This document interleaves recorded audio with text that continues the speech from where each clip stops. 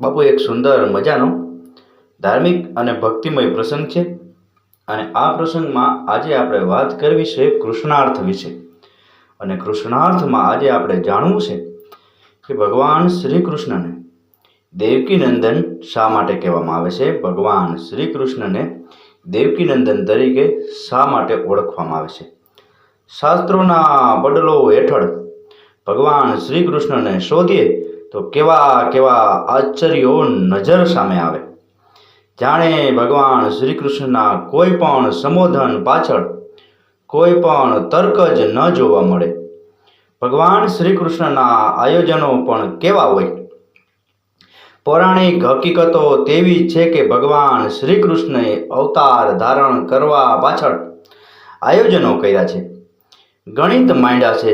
શાસ્ત્રો પુરાણોના પાના ફંફોડીએ ત્યારે ભગવાન શ્રી કૃષ્ણના આયોજનો ભગવાન શ્રી કૃષ્ણના ભક્તો સમક્ષ લીલા બની અને હૃદયમાં અનેરી ભક્તિનું સિંચન કરે છે।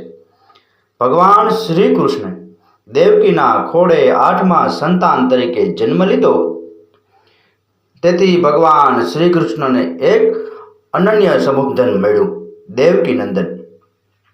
પરંતુ ભગવાન શ્રી કૃષ્ણએ દેવકીના ખોળે જન્મ લીધો એ પાછળ ભગવાન શ્રી કૃષ્ણનું આગોતરું આયોજન પણ હતું।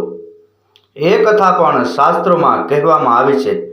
મહર્ષિ મરીચી અને ઉર્ણાને 6 દિવ્ય સંતાનો હતા।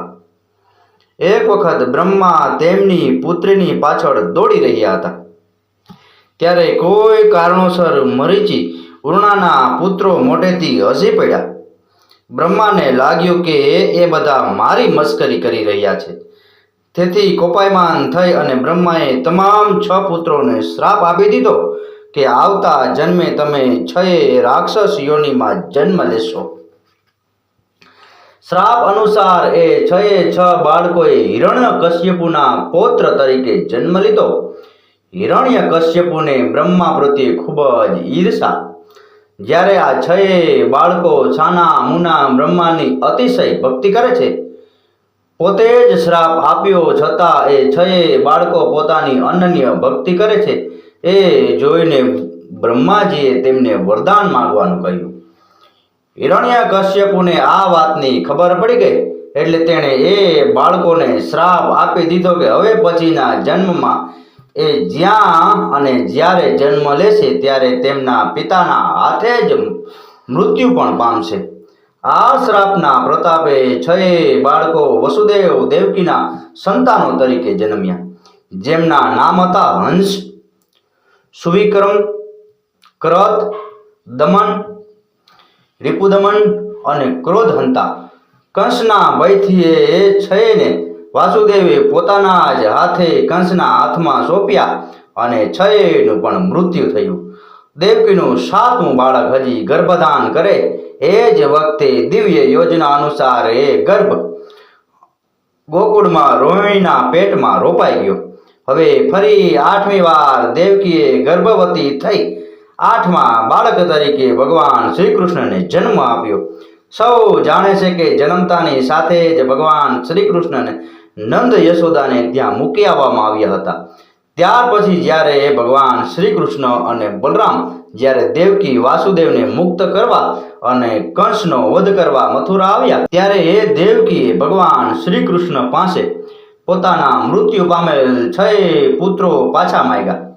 ભગવાન શ્રી કૃષ્ણે પોતાની જનનીની અભિલાષા પૂર્ણ કરવા, માતૃત્વનું કરજ ચૂકવવા શુભ આશયથી દૈત્યરાજ બલિ પાસે સુરક્ષિત રાખેલા દેવકીના 6 પુત્રો પાછા લાવી આપ્યા।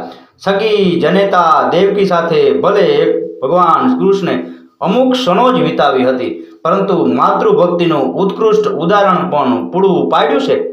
દેવકી નંદન હોવાના નાતે માતાની મનોકામના પણ ભગવાન શ્રી કૃષ્ણએ પૂરી કરી હતી અને ત્યારથી ભગવાન શ્રી કૃષ્ણને દેવકી નંદનના નામથી ઓળખવામાં આવે છે। બાપુ, આ હતો કૃષ્ણાર્થ વિશેનો પ્રસંગ અને આમાં આપણે જાણ્યું કે ભગવાન શ્રી કૃષ્ણને દેવકી નંદન શા માટે કહેવામાં આવે છે। આ કથા, આ પ્રસંગ, આ વાર્તા પૂરેપૂરી સાંભળી એ બદલ આપનો ખૂબ ખૂબ આભાર। આપનો દિવસ શુભ રહે। મહાદેવ હર।